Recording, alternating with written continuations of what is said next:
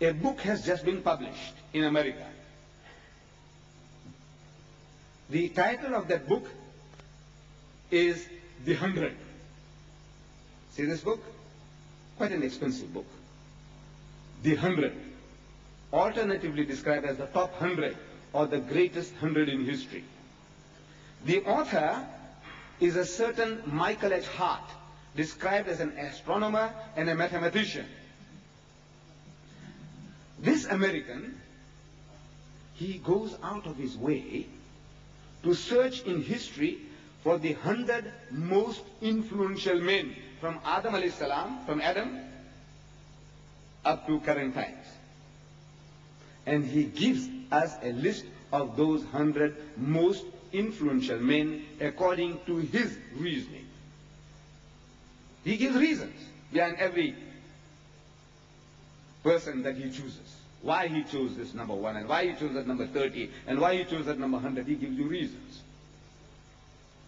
And the amazing thing about his list is this, that number 1 on his list, you can guess, is Muhammad sallallahu alaihi wasallam. Number 1, Muhammad. An American in America, writing a book which retails in America for $12.50, 572 pages. Who will buy his book? The 200 million nominal Christians of America or the 6 million Jews, not Pakistanis, Bangladeshis or Arabs. Oh, they'll buy one here, one there, but the bulk of his customers will be the Americans. The market is the American market, Christians and Jews. And he's telling them that Muhammad, the member of their opposition, is the first man, the greatest man, most influential man in history. And the shocking thing about his list is this, that his own Lord and Savior Jesus Christ is number 3. His own Lord and Savior Jesus Christ is number 3, not even number 2. And he gives his reasons for that also. He said, you see, the honor for Christianity, or whatever it is to be divided between Paul and Christ. And he said that the real founder of Christianity is not Jesus Christ, is Saint Paul. He wrote more books. The New Testament consists of 27 books.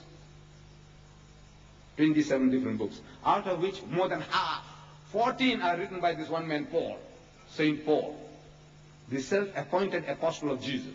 Self-appointed. He didn't go and choose him. He chose 12. But the self-appointed apostle, as he claims, Paul, he wrote 14 out of 27 books, more than half. And everything that the Christian is preaching today is not the preachings of Jesus, are not the teachings of Jesus, are the teachings of Paul. See, whenever we have an argument with the Christian, we are asking him, do you keep the laws and the commandments? Because Jesus said so. One jot or one tittle shall in no wise pass from the law till all be fulfilled. Do you keep the laws and the commandments? He said, whosoever therefore shall break one of these least commandments, or shall teach men so, shall be called the least in the kingdom of heaven. But whosoever shall do and teach shall be called great in the kingdom of heaven. Do you keep the laws and the commandments? He says, no. So why don't you? So he says, no, the law is nailed to the cross. He said, we are now living under grace. So where did you get that? So he says, Corinthians, Philippians, Galatians. So what's all that? Who's that? He says, this is Paul. Paul. So what did your master say? No, they don't talk about the master, Jesus, but they don't talk about him. Paul.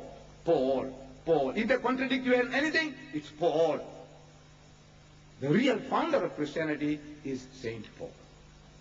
So, this man, Michael H. Hart, he gives the honor. Had it not been, he would have come number 2, Jesus Christ. But since the honor is divided, he goes to number 3. So I'm asking, please account for it. Why should an American in America publish a book? He wants to do business. And he's provoking his customers. You see, in business we say that the customer is always right. You must appease your customers. If you want to do business, you must please your customers. You don't argue and debate with your customers. Otherwise they won't come back. But this man is telling his customers that they are all wrong.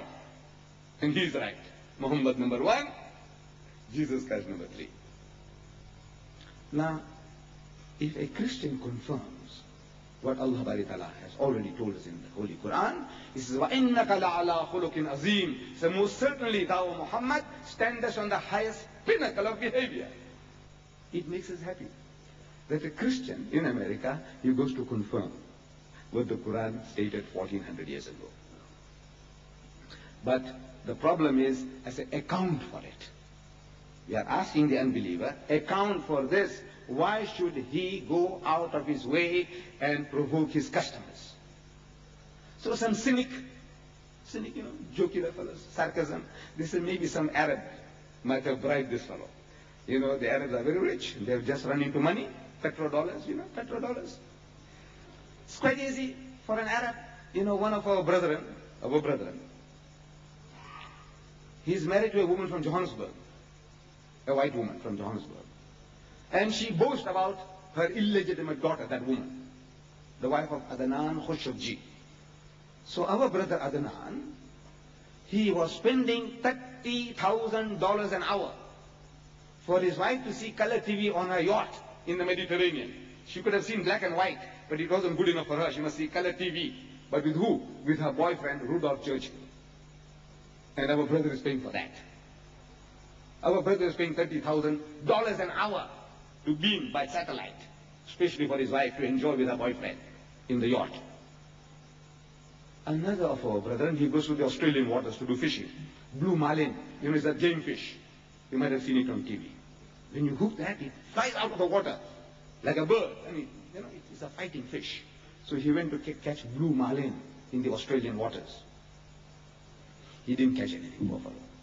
But the people who helped him to bait the hook, he gave them $2,000 each. Tip, $2,000 each. Look, if our brothers can do that, why can't they give $10,000 to Michael H. Hart? He said, look man, you're writing a book. What about putting in a few good words for my Muhammad? I say it's possible, but it's not probable. It wouldn't enter the minds of our brethren to do such things.